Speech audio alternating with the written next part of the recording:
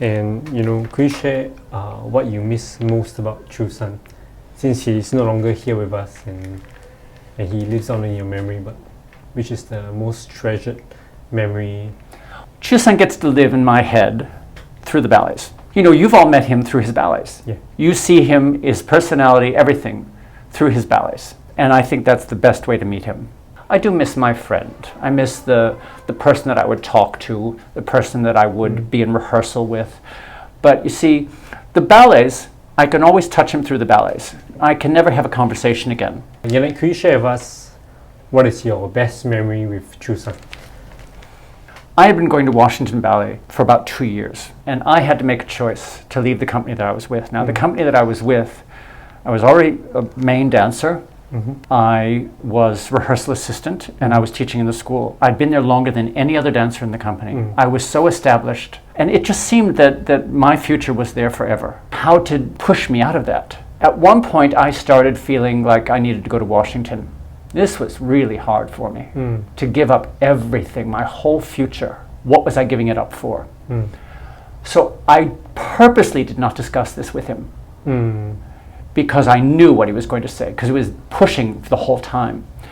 And at one point, I said, I think I need to talk to you. And I went to New York that weekend for 2 days, and he convinced me to leave the future that I had planned for a future that I sort of knew what was coming, but it meant me giving up dancing. But to get to be with him as a choreographer, to experience another company, that decision where he got me to change my mind about my life, that's pretty strong. That's a lot. So for his career to develop, he was going to have to free himself up from Washington Ballet a little bit. And that's the crux of what happened between the two of us. I see. Because he came to stage a ballet, to make a ballet in Philadelphia at Pennsylvania Ballet, where I was a dancer. And I was already the ballet master for another choreographer, Benjamin Harkavy, who had founded Netherlands Dance Theater. And I was the rehearsal person that took care of his ballets. And so Choo-San was staying at my house and thought, I need a ballet master in Washington. I see. Choo-San's. I need a ballet master in Washington. Janek's here. Maybe I get him to come to Washington and he can be my ballet master. And then he would get more freedom. Because then if I was there taking care of Washington Ballet, he'd have more freedom to go out and do other things. I see. And of course he didn't present that to me that way. I knew him away from Washington Ballet. He said, come to Washington, teach some classes, watch performance. So I went to see performance at Washington Ballet, and it was an all Choo-San program. And I remember the moment like it was 2 seconds ago. I felt like someone had their hand on my chest and was pushing me backwards in the seat, because the power of what the dancers were doing was so phenomenal, so overwhelming, that I thought, I think I need to be here with him. I thought he was a genius. First he said, come and teach some classes. That was 3 days. Next time I went, it was 3 weeks. The next time I went, it was 13 weeks. Then I started splitting my year half and half between dancing in Pennsylvania and being at Washington. And then I just gave up and I moved. Once he sort of convinced me to sort of come to Washington. And I did. I wasn't reluctant. I just wanted to make sure that because it was the end of my dancing career to do that, and I wasn't particularly keen on ending my dancing career, no matter how much I liked him. But I got over that very quickly. And so I went to Washington, and we were a very small company. But because we had the name Washington Ballet, everybody thought we were the National Ballet Company of America. And with that name Washington Ballet, plus Choo-San's talent, we toured everywhere. We went to Europe, we went all throughout the Far East. We went to South America, we went to China, we went everywhere. We were always getting on a plane to go somewhere to perform. And a lot of that was based on Choo-San's reputation. A lot of it, which was very heady for him, truthfully. It was a lot of attention for a young choreographer. And his agreement with Washington Ballet was to make 1 new ballet a year And then he wanted some of the ballets that he had made outside. The first piece was Momentum. Actually, the first piece was Due Pezzi Sacri that he had made for Boston. And he wanted Washington Ballet to do it. And Miss Day was not happy. She didn't think that a ballet that had been made for another company belonged in our repertory.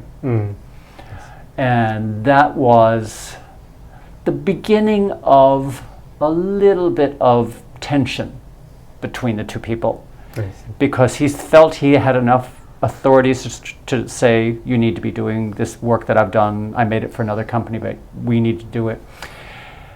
And she allowed it, but I know she was never happy about it. Never. She wanted works that had been made for Washington Ballet. That was her desire. She admitted that they were good, but it was the beginning of an issue. Since Choo-San was such a prolific choreographer, and you mentioned how he had such sophisticated taste in music, did he also have the same sophisticated requirements of his dancers? What were some of the dances that he liked to use? As I said, there were a group of dancers that started with him that stayed all the way through. And a couple that came in, like Janet Shibata, Simon Dow, John Godding, Julie Miles, that he was tremendously close with. And a lot of the soloist roles were made with them in mind. He liked dancers that were willing to take risks, willing to go along on this sort of journey with him. You know, that if he was going to do something different, that they wouldn't sort of hang back and say, I'm not sure about that. You know, he wanted dancers. He needed dancers that were musical. He needed dancers who had good techniques. He needed dancers that were brave about moving. He needed dancers who were willing to go along with him. That always didn't work. There were dancers that didn't like that, and they were not shy about expressing their opinions. You know, he could be a little bit challenging, but everybody knew why he was doing it. You know. He didn't baby dancers. There was a particular ballet that actually we do here, Unknown Territory. He had been telling me while I was making it exactly what he wanted to do with it. You know, this is what I see, this is how I see it developing, this is where I see it going. So he was telling me that because it had quite a complex story. It was an Asian ritual wedding ceremony. And he told me how he wanted it to end. And he got to the end and didn't do what he kept telling me he was going to do. So we took the same bus home every night. We lived near one another. And I said, Choo-San, that's the wrong ending. And he snapped at me. He said, what do you mean? I said, well, you've been telling me this is what you want to do, but that's not what's there. Well, what do you think I should do? I said, I don't know, you're the choreographer, but you've been telling me you wanted to do this. That's not what it looks like. So he went back and he thought. So the next day in rehearsal, he changed the ending to the ending that we have now, which he was much happier with. And he didn't even look at me. He just said, you were right. And he just kept going. But he wasn't going to give me the, he wasn't going to give me the credit for having said so. But it took, I was really quite, I didn't challenge him ever, But when we talked outside of the studio, a lot of our talk was ballet talk. But a lot of it was other things. But it was my job in our relationship to be supportive. Could you share more with the audience what the archival process is like, what is used for, and whether we will bring back his ballets on stage again in the future? Well, the interesting thing about the archives is that it has a longer history than this moment in time. Now, the first ballet that the company danced was Beginnings. And Choo-San said, help get Singapore Dance Theatre started and teach them Beginnings. And so he had passed away before the company was established, but I taught the company Beginnings when it first started. And then the company was only 7 dancers, but his ballets were for a company that was a little larger and a little bit more sophisticated. So slowly over time I started adding ballets. And there was a particular ballet that they were very keen on doing. And they kept saying, when can we do X? And I said, not yet. And they said, why? I said, because you're not ready. And so we kept working towards X, which we finally got to, and much farther than that. It was in many ways the inspiration to develop the company, to get forward. You know, that there were certain ballets that they wanted of Choo-San's. And I wanted to do them. I mean, the whole idea was to bring Choo-San's ballets home. And at one point, quite some years ago, I suggested to Miss Goh that we do an archive. But at that point, it wasn't possible. And so the idea died. And then when I became the director, one of the first things that was asked of me was, are you going to do a lot of Choo-San ballets? And I said, well, when they're appropriate, I will, you know, but I'm not going to do them just to do them. At this point, there are several ballets that have not been seen for a very long time. Variation Serious, which we've already established as my favorite, has not been done for 22 years here. Birds of Paradise has not been done for 15 years. Momentum, same thing. There are certain ballets we've never done the full configurations. We've only done the pas de deux.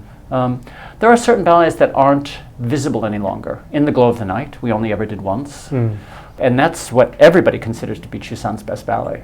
That's always the one that everybody says. What's Choo-San's best ballet? In the Glow of the Night. It's an important ballet. I will teach the dancers each of these 9 ballets. Plus, we've already done this with Romeo and Juliet, so that's the 10th ballet. With the exception of the full configurations, I'm not going to do that. I'll just do the pas de deux. We'll record them in the studio at archival, you know, in rehearsal close. Some things we'll close up on, some things we'll do, I mean, we'll do the whole thing wide angle. But then some things we'll focus in on. Then I'll put together the count structure, the stage spacing, the lighting idea, design, the history of the ballet, where it was created, why it was created, when it entered SCT's repertory, etc., etc. The history of the ballet. The ownership of the ballets remains with Choo-San's foundation, the Choo-San Goh and H. Robert McGee Foundation. So the licenses to the ballets and the performance rights always are, you know, there. I'm the director of that. But the ballets need to exist in a neutral space. You know, I want the ballets to exist in a neutral space. I want to give. You see, one of the reasons that Choo-San wanted me to be the caretaker of his ballets was because, like in Washington Ballet, they had staged them again without my help, and things would morph and change, and then I would come back, and double contrast, for example, I was going back to do double contrasts to look at it. They had taught it already, and I said to the 2 people who had been in the company, in fact they were the original cast, they were in the original cast, they liked the early version with all the extra steps. So I jokingly, before I looked at the rehearsal, I said, remember that old version of double contrast where there was all these extra steps and everything? And they said, oh, well, you're going to see it again because we put them all back in. I said, no, you can't do that. You can't change anything. He left it the way he wants it.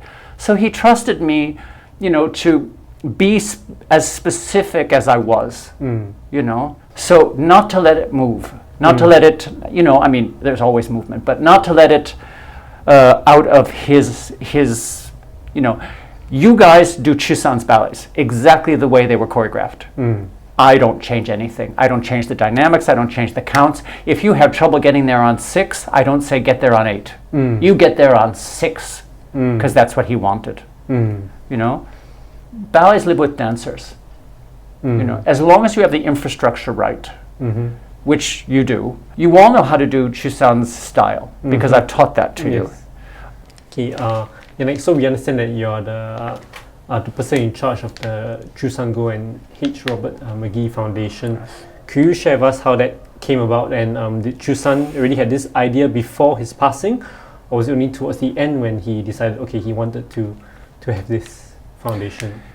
He wanted a foundation that was there to, since he had been supported through various grants from the National Endowment of the Arts and sponsors and a choreographic workshop, he wanted a foundation that was there to support choreographers that were making new works. And so in the early days of the foundation, which was established after he passed away, there was an original board of 5 people, and I was put as the director of it.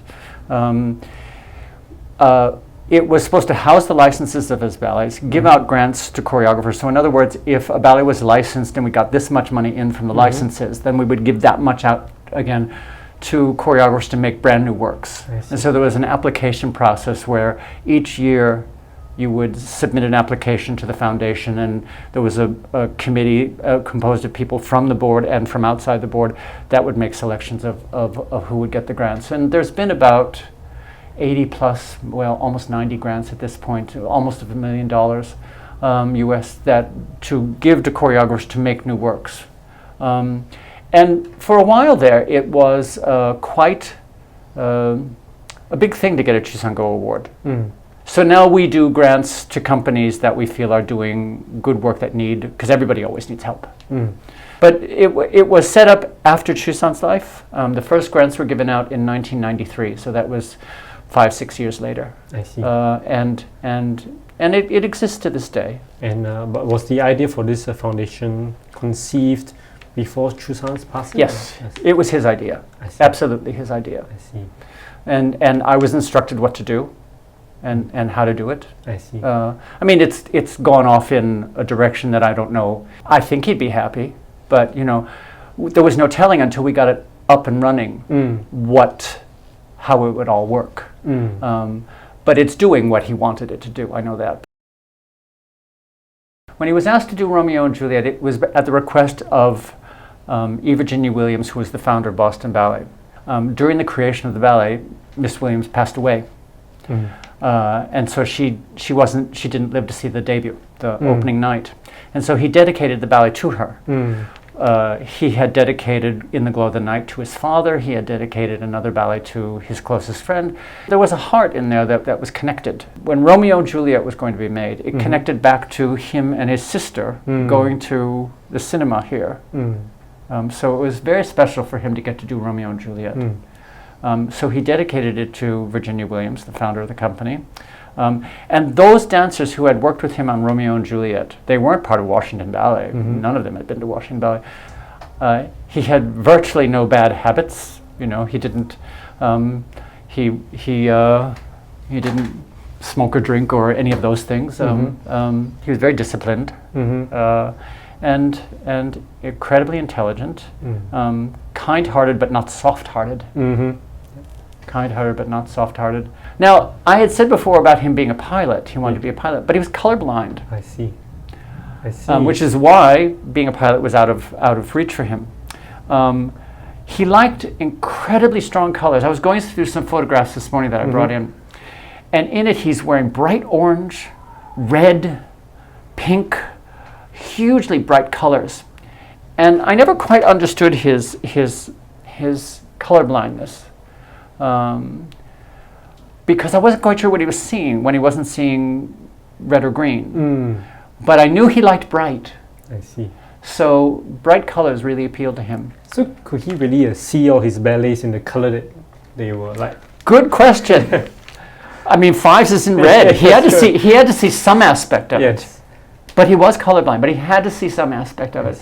I remember when we were setting up the foundation, the printers that were doing the design, and they came to me and all the lettering was in red. And they said, we did all the lettering in red because Choo-San's favorite color was red. And I just looked at them, I said, he was colorblind. He never saw red in his life. I don't know where you got that idea.